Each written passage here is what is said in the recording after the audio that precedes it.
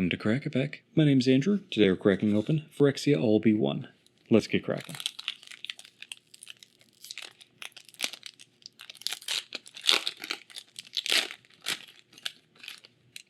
Our first card today is a Rebel token, followed by a Swamp for our land. Then we have Alish Norn, Mother of Machines, which is a 4/7 legendary creature for 4 and a white. Has vigilance and reads, if a permanent entering the battlefield causes a triggered ability of a permanent you control to trigger, that ability triggers an additional time. And permanents entering the battlefield don't cause abilities of permanents your opponents control to trigger. So this is an amazing card. I know the Commander Rules Committee has been looking at this. They haven't made a ruling yet, and I don't think that they are going to be banning this. I don't think they need to. Is it strong? Yes. Is it very strong? Yes. Is this stopping your opponents from being able to play the game? No. It is shutting down a line of play to an extent, but it is also very it's very counterable. There are outs to this card still. Now, obviously, first of all, vigilance, great. If this attacks, it's not getting tapped. You're able to use it as a blocker, and it's got a lot of toughness, so it is a good blocker. But then you get to the Panharmonicon effect, basically, of doubling your ETB triggers. Fantastic. You absolutely love that. Love seeing that. Because that would mean things like Anointed Procession, creating tokens, actually doubles the doubling of tokens. So you're, instead of getting 2 tokens for 1, you're getting 3 tokens for 1. Or 6 tokens for 2 instead of 4 tokens for 2. And the thing that is causing so many people to look at this, and at least for Commander, I don't know if they are in non-singleton formats, and saying, hey, we don't like this, should this be banned, is the locking down of your opponent's ETBs, stopping those abilities from triggering.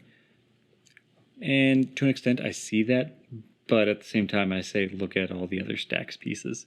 This is just another stacks piece effectively, right? It's kind of like a Drannith Magistrate or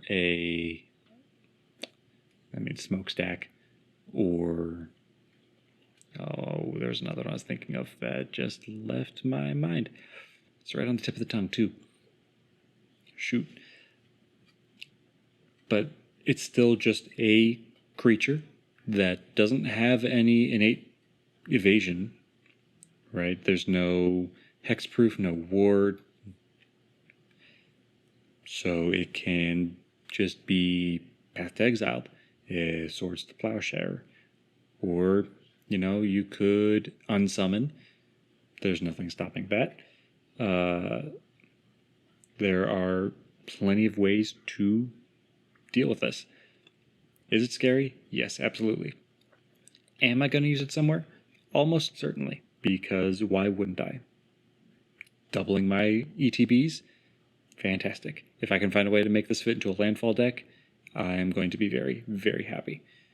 Will I actually do that? Probably not. My landfall decks tend to lean more into green rather than white. But I know there's some really good landfall ETBs or landfall triggers that you can have in white with, like, Felidar Retreat.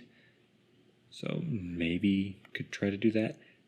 But I don't know. I'm almost certainly going to use this somewhere. If you are, let me know in the comments below. And if you are of the opinion that this should be banned in Commander, let's talk about it. Why would you want it banned in Commander? I would happily have a back and forth with you on it. Just talking it out. If you can be civil about it, I will talk with you about it. Because I want to see your point. I want to understand why you think it's so strong that it needs to be banned.